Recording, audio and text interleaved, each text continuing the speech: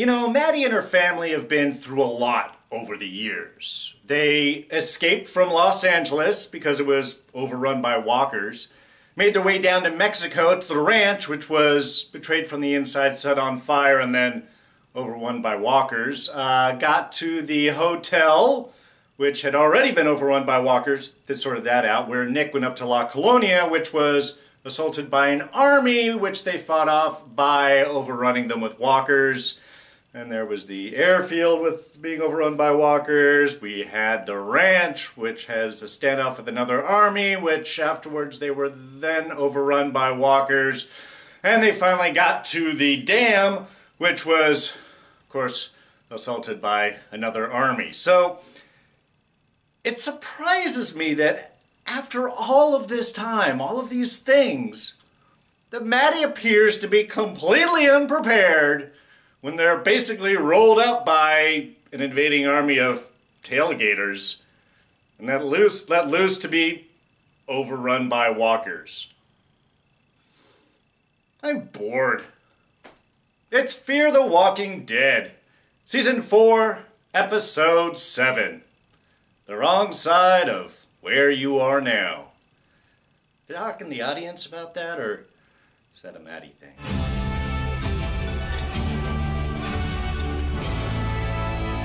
Hey everyone, D here, and welcome to this week's review of Fear the Walking Dead. So yes, of course, spoilers are coming. Yeah, so bored. I mean, in fact, this was the first episode I actually almost started skipping forward, hitting the skip forward button on my DVR. And then I was like, you can't do that! You're reviewing a show, you have to watch this. But it was just a sign of just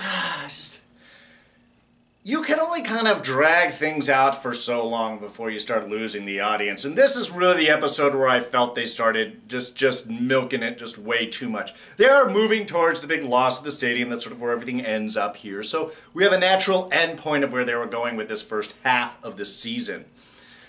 But I'm bored. I don't care. I mean, look, after Nick died, I didn't care a whole lot. You guys know that. But I wanted to come back, still have some interesting side characters. Let's see where they go with them.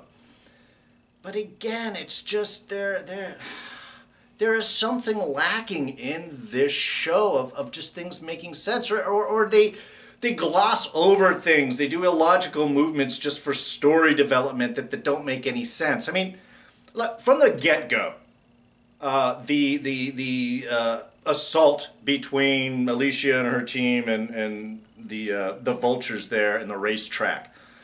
From the setup that we had last week, it was, you know, Naomi and John on one side, and then Alicia, and then we're right in the middle, and then we had the rest of the vultures on the other side.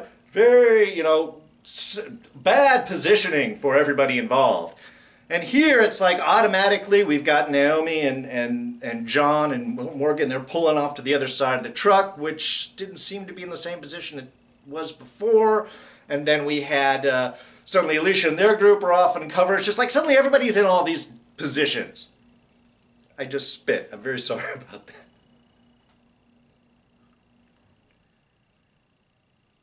It's just like everybody is in these all new positions just so they can have this developing gunfight, which I'm all right with.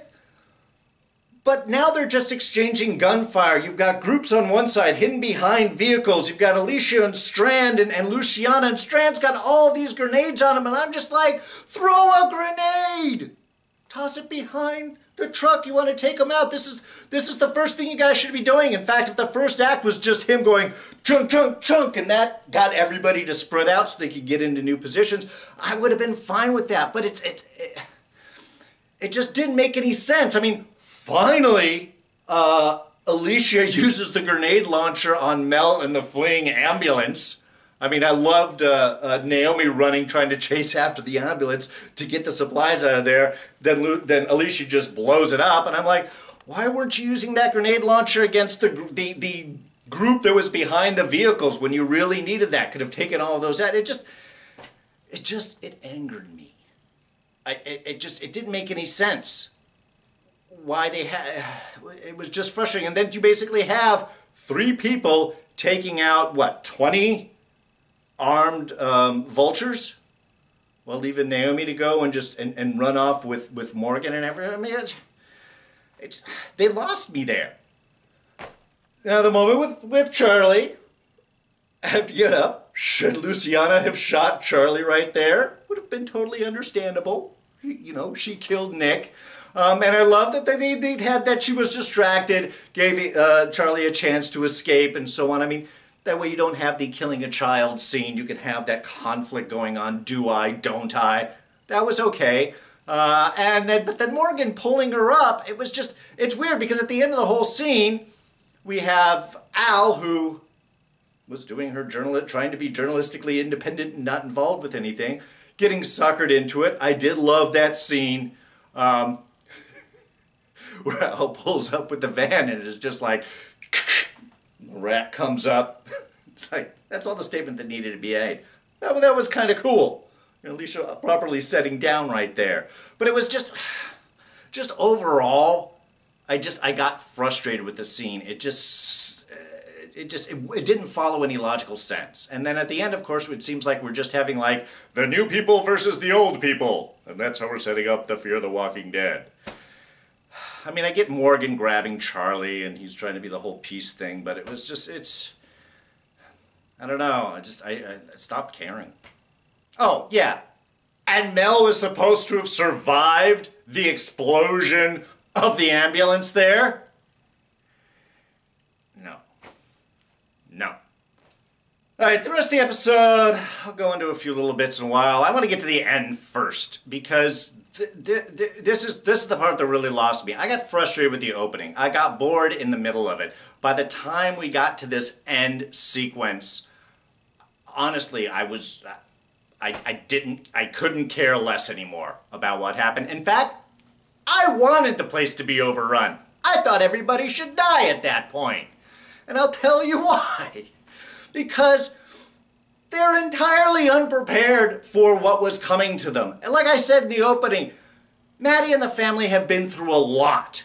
Even trying to think all optimistically, and we had so much of that theme being built out there. We had, you know, deconstructing the place that she spent so much time constructing that was supposed to be the new room for Naomi. I mean, all the symbolism right there. Pulling it down, tearing it apart of what we were trying to build. And the conflict there of like, do we need to stay and protect our kids and that's what we're doing it for, versus the argument of like, well, yeah, but them being alive and disappointed with you is much better than them being supportive of you but dead.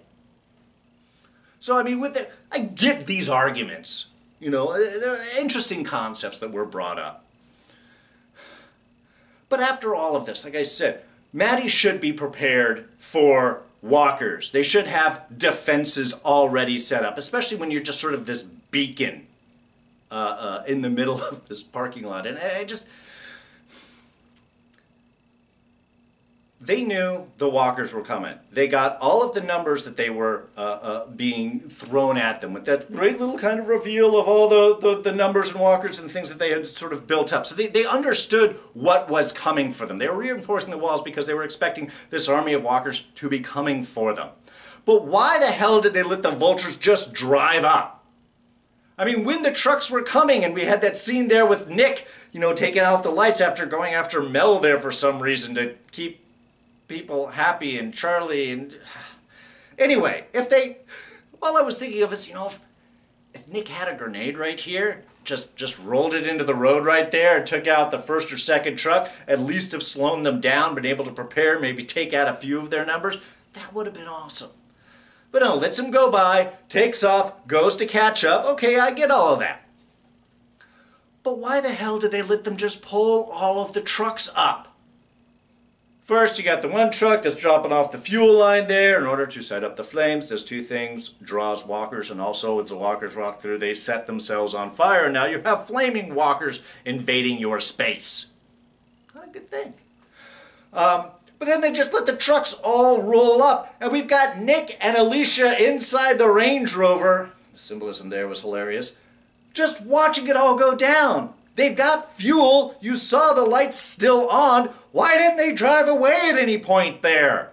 Why did they stay in the middle of the way of the walkers? Hell, they could lean out the window, start making noise, and maybe pulled some of the walkers away from them. I mean, they'd done the same thing that the vultures do in order to get them into their truck. Similar type deal. I didn't understand that.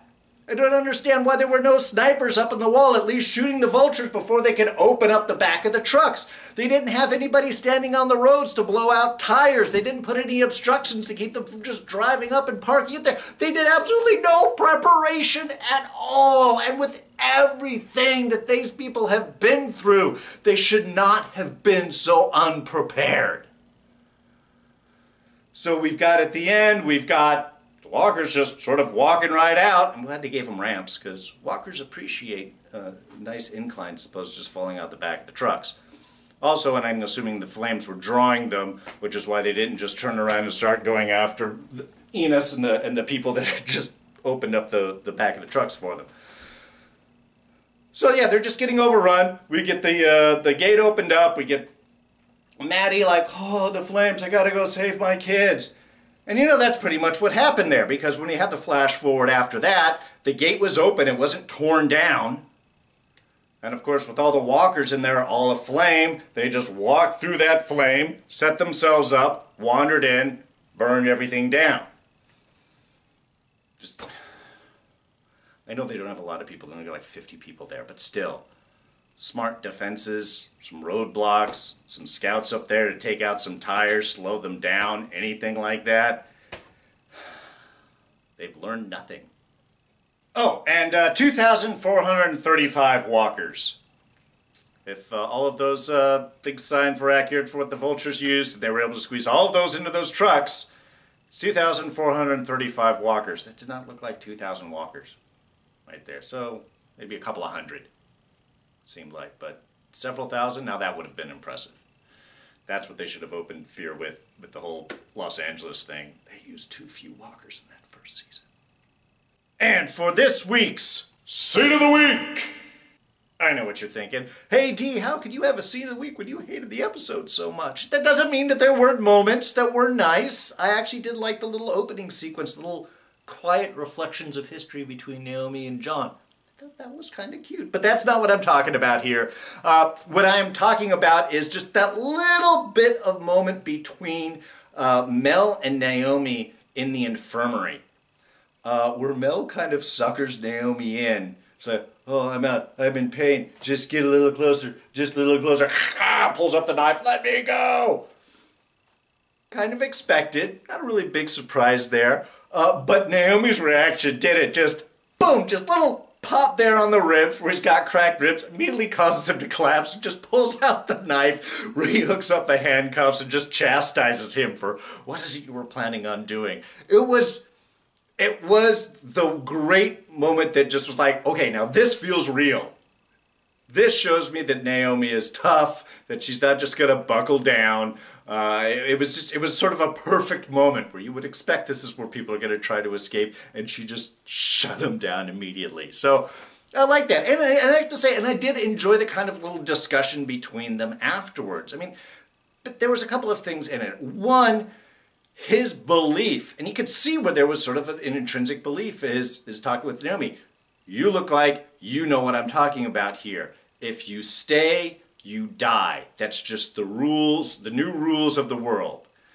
And to an extent said, yeah, I could see that with Naomi. She tried to stay there at the FEMA center, and that got overrun, largely because of her kid, and her trying to do things and stuff. But that is what's happened. And that, of course, is kind of the history of a lot of Fear of the Walking Dead with everywhere that Maddie has gone. Eventually, it does get overrun eventually it is all lost. So I appreciated the honesty that Mel was speaking with Naomi with there, and Naomi's reaction off of it. So, I mean, it was an interesting sequence where it does get Naomi thinking, where it does get her looking and trying to advise Maddie to do a different move. So all that kind of worked. And again, I liked it because it was an honest approach. There didn't really seem to be deception, even though Mel wants to leave. I think in that moment he really was trying to talk truth of just, according to his point of view, this is what happens. You stay, and you die. So I thought that was really well done. And in fact, speaking with Mel, one thing I did like about this episode, and again, agree with it or not agree with it, is I did like that they showed an actual connection between him and Charlie. That he was concerned about Charlie and Charlie was concerned about Mel. That throughout all of this, throughout whatever the vultures have done and throughout whatever the situation is, that we do seem to have an honest, caring connection between these two characters. I think it was one thing that did kind of propel this part of the story, even though so much of it was kind of annoying. I mean, again, all right, Maddie, so now you're trying to protect Charlie, but you're going to send Mel away, but you're not going to tell Charlie about it, so they've got to do the whole radio thing, and now the guy's going to be wounded, and that's going to pull on the heartstrings for it. It was just all of the back and forth. I mean, appreciated Nick at least being suspicious of Charlie coming up and what this could mean. But it was just, while I appreciated the connection that they seemed to have had, it was just, I don't know. I didn't agree with a lot of the choices. I think that the overprotection of Charlie has gotten all of these characters in a lot of trouble, which is sort of why it surprised me that Morgan was dragging her along, and I think her presence is just going to be chaotic. I know the idea is that, what did Maddie say about Naomi?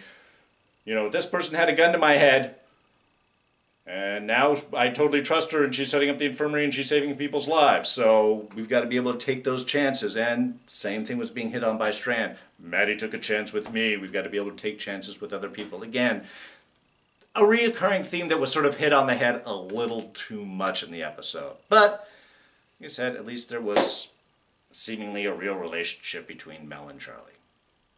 All right, just a couple of small things. One, I have talked several times about the use of color in this show, how they have separating the kind of now with that colorless, that lack of color saturation that shows the sort of grayness of life, and the more colorful, yellowish reflections of the past, just as a counter. I love the bit when they had that little shot through Al's camera, how that also has color into it, as the recording of that life does have, well, life in it, separate from actually seeing the world through everybody else's eyes. So I love that little difference. I thought that worked nicely, and then especially following up in that shot of the red of the blood of John bleeding, you know, it makes it pop.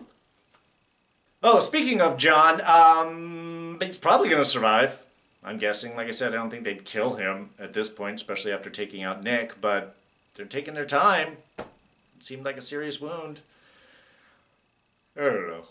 Was kind of surprised that Maddie gave Mel the Range Rover that Naomi had found that she had packed up with supplies and ready to go just in case. I don't know. That's the truck that never dies. It's the one that's just going to keep popping up throughout the series in one person's hands or another. Anyway, just thought that was, why that truck? You can give him any truck. Gas seems to be no problem. I'm still trying to figure out why Charlie shot Nick. I mean, because Nick wanted off the show. But story-wise, I'm trying to figure out why Charlie shot Nick. Because I thought initially, okay, he killed Ennis, and she was upset that Nick killed Ennis, Mel's brother, and so that's why she shot him. That's probably the most logical point.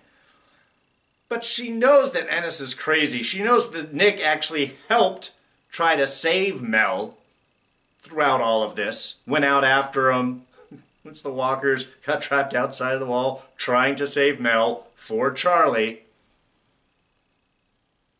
And then Ennis let loose a whole army of walkers that assumingly took out the stadium and possibly killed his mom. That's an understandable anger. So why did she shoot Nick? Something else has to have happened to really upset her, because it wasn't an accident. And I'm just trying to find character motivation here, okay? Well, I think the general understanding, especially if you're expecting to be overrun by an army of walkers, if there is a walker up at the fence pressing his face against it, just stab it through the fence and kill it. Don't just cover it up by a board. I don't know, that one opening shot when they were fixing the wall and preparing it, all I was thinking was like, you get about to be overrun. And then they open the gate immediately afterwards. Nobody seemed to be even caring about a walker there. Just don't do things just for visuals. Tell stories with your shots or don't waste it. Alright, I think I've ranted long enough here. Next week is the mid-season finale, where, of course, we are going to be hopefully wrapping up this whole stadium storyline and find out the whole extent of the Walker attack, how they went in there. They ended up getting locked inside and setting everything up, I think because they walked through the flame bar. Maddie opened up to try and go save her kids, and that's how they all got in. That's what I'm guessing. But we'll see eventually how that happens.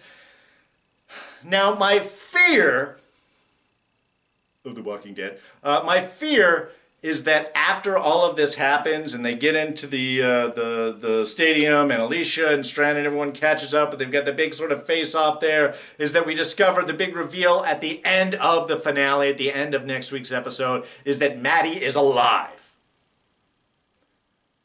And that will piss me off. I will be done with the show then. I'm pretty sure at that point. Reason being is Maddie's death seems to be the main motivation for pushing Nick and everybody else to be going after the vultures and to be so mad and be so killy and do all of this stuff. If Maddie is dead, that makes sense. If she's not dead, it doesn't make any sense. And this strong of a motivation should only happen if you see a body. And not just, well, we didn't see anything, so we think we're gone. We know that at least the vultures stuck around the stadium long enough to pick out everything from around the outside, but they wouldn't go inside. That's what Charlie said. And it seems to have been long enough that I doubt Maddie's been stuck upstairs in the broadcast booth with stacks of pudding around her in order to stay alive. That would be wrong. Did she escape then and go out? I don't know. She should be dead. That should be what we find at the end of this. We should find out that that was the motivation. Maybe some horrible thing. Maybe something that will end up bringing all of this new crew and such back together. But my fear is that we find out after all of this, the big reveal for the mid-season finale, for the big cliffhanger, is going to be that Maddie is shown to be alive, and then it will just suck all of the reasoning why everything else has happened with Alicia and Nick. They shouldn't think that she was dead. They should know she's dead if they do that. That's my only concern. Yeah, and that's it. News-wise, of course, I'm sure you guys heard that Andrew Lincoln is leaving The Walking Dead. He will be gone next season. He'll be in about half of I think they're saying about half a dozen episodes, 6 or so episodes, probably wrapping up for the first half of the season. Is it because Carl's dead? Possibly. Is it because it's 9 shows and he's getting bored? Maybe. They've had him just doing a lot of the same stuff back and forth and running around, so I don't know. People are leaving Walking Dead. People are leaving Fear of the Walking Dead. Just doesn't make me feel good. Anyway, we'll be back next week. We will see how this all wraps up. But thank you for listening to my ranting and raving. I appreciate that. And if you enjoyed all of this, please go ahead and hit that like button. Thoughts, ideas, and comments, put them down in the section below. How's the season working out for you? I know a lot of people like the season, so maybe I'm an aberration, and I'm fine with that. What do you guys think? Please let me know. You can always catch me on Twitter and Instagram. I am at Darren Jakes. Please subscribe. I know we're wrapping up here, but Preacher's starting up in just another month. It's going to be a great summer, and then tons of stuff next season starting up in the fall. Don't miss any of it. You won't if you're a subscriber. Click this button, and you will be. And we'll throw up a couple of our latest reviews right here, including Westworld. So good. Gotta check that out. Anyway, that's it for me. I'm D, and I'm out of here. Catch you guys next time. Bye-bye.